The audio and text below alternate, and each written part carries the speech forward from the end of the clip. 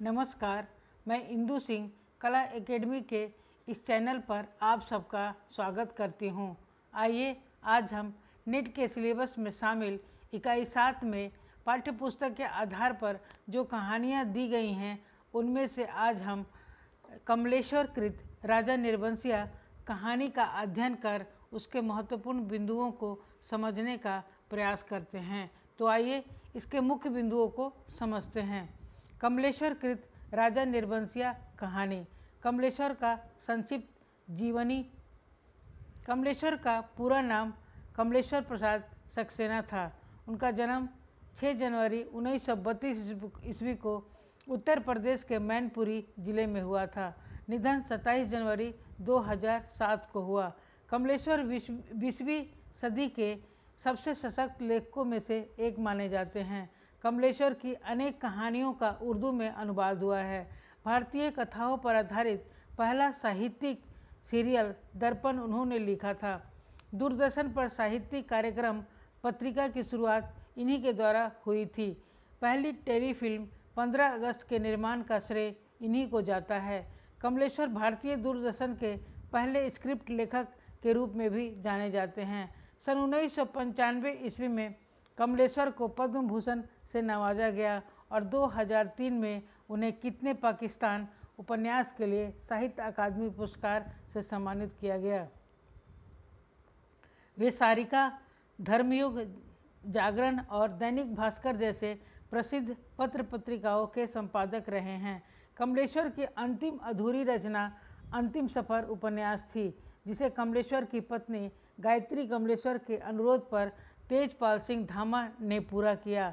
Hindi pocket books ने उसे प्रकाशित किया और यह एक बेस्ट सेलर रहा।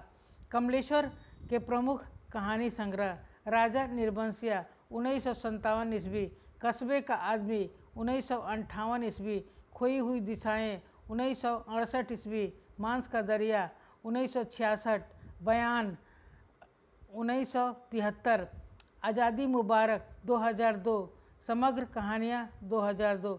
कमलेश्वर की पहली कहानी कामरेड 1948 को माना जाता है।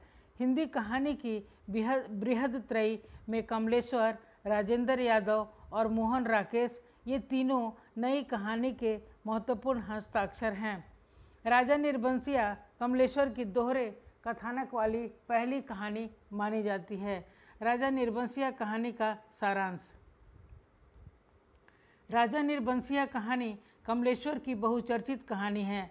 राजा निर्बंसिया ग्रामीण जीवन पर आधारित है। यह कहानी लोक कथात्मक शैली पर आधारित है। राजा निर्बंसिया कहानी स्त्री की मजबूरी, गरीबी और यौन शोषण की कहानी है। राजा निर्बंसिया में दो कथाएं साथ साथ चलती है, एक प्राचीन राजा निर्बंसिया की कहानी और दूसरी आधुनिक जगपति और उसकी पत्नी चंदा की कहानी। राजा निर्बंसिया को शिकार का शौक था। एक बार राजा शिकार को निकला और घर नहीं लौटा। रानी अपने मंत्री के साथ राजा को ढूंढने निकली। राजा का तो पता चल गया, लेकिन रानी का मंत्री के साथ अनैतिक संबंध स्थापित हो गया। राजा के कोई पुत्र नहीं था। मंत्री से रानी को 2 पुत्र हुआ। राजा चुपचाप महल से निकल गया। जगपति नपुंसक था। उसकी पत्नी चंदा का कोई बच्चा नहीं हुआ। एक बार डकैतों का सामना करता हुआ जगपति घायल हो गया। उसके लिए महंगी दवाओं की आवश्यकता पड़ती है। चंदा ने बचन सिंह कंपाउंडर से यौन संबंध स्थापित करके दवाओं का प्रबंध किया, पर जगपति से कह दिया कि मैंने अपने सोने के कड़े बेच दिए हैं। जगपति ने बचन सिंह से रुपए उधार लेकर लकड़ी की टाल यानी दुकान आरंभ करता है। बचन सिंह उसके घर आने लगता है। चंदा गर्भवती हो जाती है। जगपति को जब इस बात का पता चलता है तब उसने चंदा की पिटाई कर दी। दुखी होकर चंदा अपने मायके चली जाती है। वहीं जाकर उसने एक पुत्र को जन्म दिया। जगपति को पता चला कि चंदा किसी दूसरे के घर बैठने वाली है।